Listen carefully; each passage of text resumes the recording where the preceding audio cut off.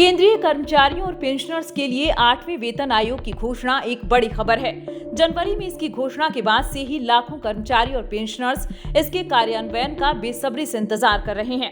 लेकिन सवाल यह है कि क्या 1 जनवरी 2026 से 8वें वेतन आयोग की सिफारिशें लागू हो पाएंगी या फिर इसमें और देरी होगी। आइए जानते हैं पूरी खबर।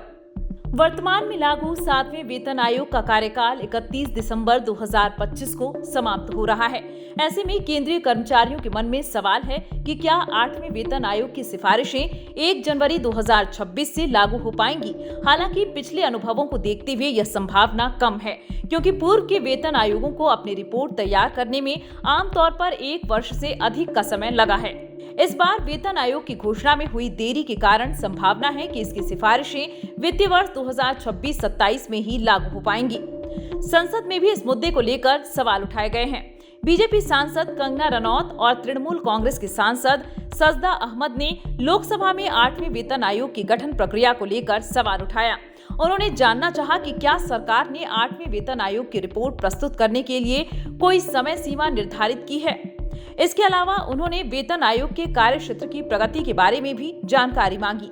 इन सवालों के जवाब में केंद्रीय वित्त मंत्री निर्मला सीतारमण ने कहा कि रिपोर्ट पेश करने की समय सीमा और कार्य क्षेत्र की प्रगति उचित समय पर तय की जाएगी। उन्होंने यह भी बताया कि 7वें वेतन आयोग के स्तर पर केंद्रीय सरकारी असैनिक कर्मचारियों की अनुमानित संख्या 36,57,000 है, जबकि पेंशनर्स और परिवार पेंशनर्स की संख्या 33,91,000। रक्षा कर्मियों और उनके पेंशनर्स को भी इसका लाभ मिलेगा।